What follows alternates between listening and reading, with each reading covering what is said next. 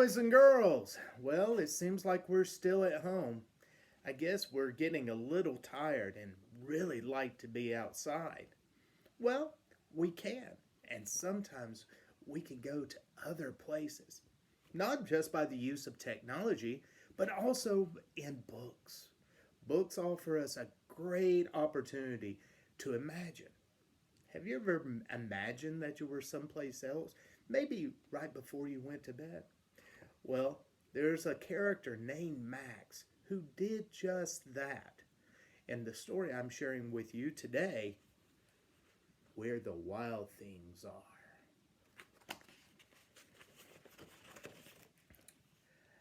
The night Max wore his wolf suit and he made mischief of one kind.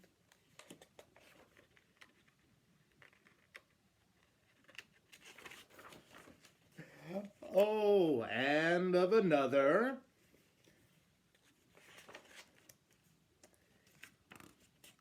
His mother called him Wild Thing, and Max says, I'll eat you up. And he was sent to bed without eating anything.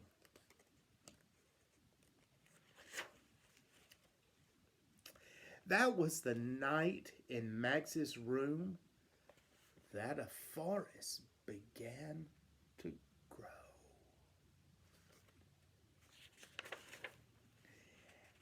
And it grew.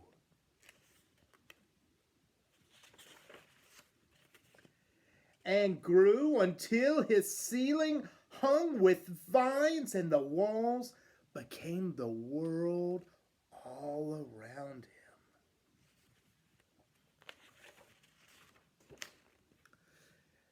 And an ocean began to tumble by with a private vote just for Max.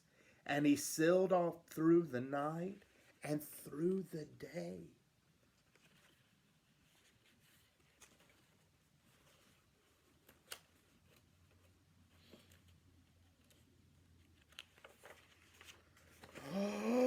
Oh, and in and out of the weeks and almost over a year to the land where the wild things are. Oh, he looks pretty scary, doesn't he? Oh, look.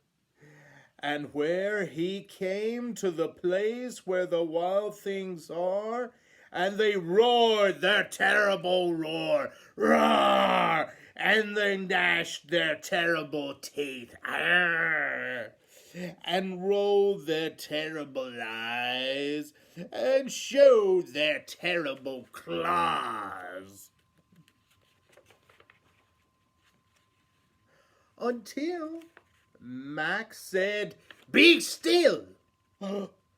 And he tamed them with his magic trick, up staring into all their yellow eyes without blinking once. And they were frightened, and they called him the most wild thing of all. Can you stare? You won. Oh, and they made him king of all the wild things. And now, cried Max, let the wild thing rumpus start. Oh, they're going to start dancing. Oh, and look, they were dancing unto the night, looking and staring at the moon howling.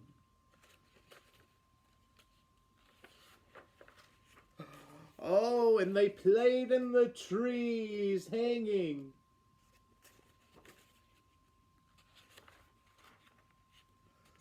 Oh, and they worshipped King Max, the wildest thing of all.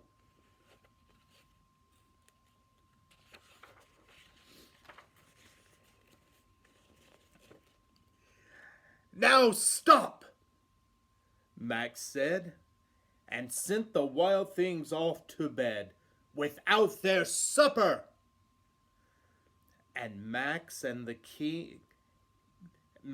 king of all the wild things, well, he was lonely and wanted to be where someone loved him best of all. Then, all around from far away across the world, he smelled. He smelled something good to eat. So he gave up being king of where the wild things are.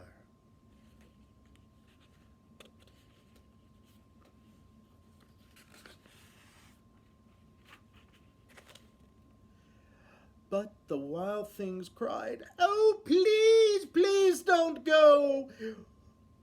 We'll eat you up. We love you so much." And Max said, "No, no, no."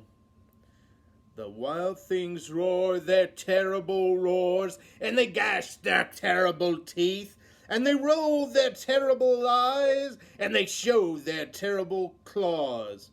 But Max stepped into his private boat and waved goodbye.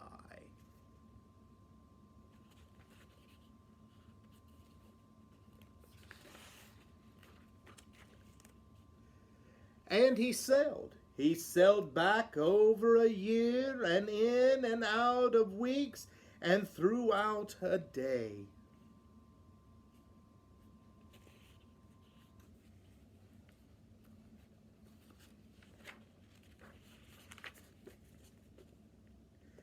And into the night of his very own room where he found his supper waiting for him. And you know what? It was still hot. Well, I hope you enjoyed our story of where the wild things are. Use your imagination.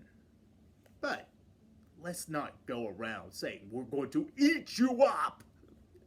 Have a great day, my friends.